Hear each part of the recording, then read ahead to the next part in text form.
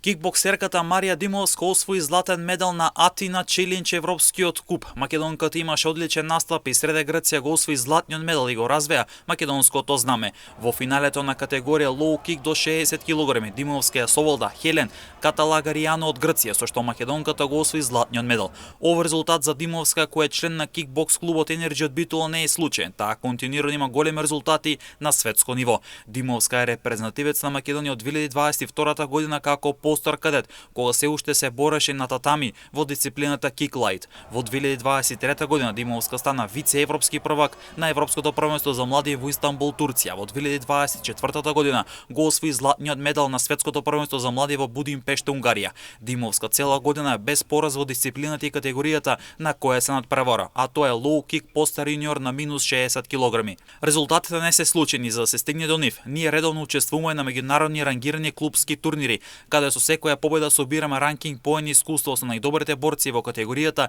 и дисциплината во која се надпреваруваме, ни изјави тренерот Александар Димовски. Ова се големи резултати за Марија Димовска, која со напорна работа и тренинзи собира медали од големите надпреварувања.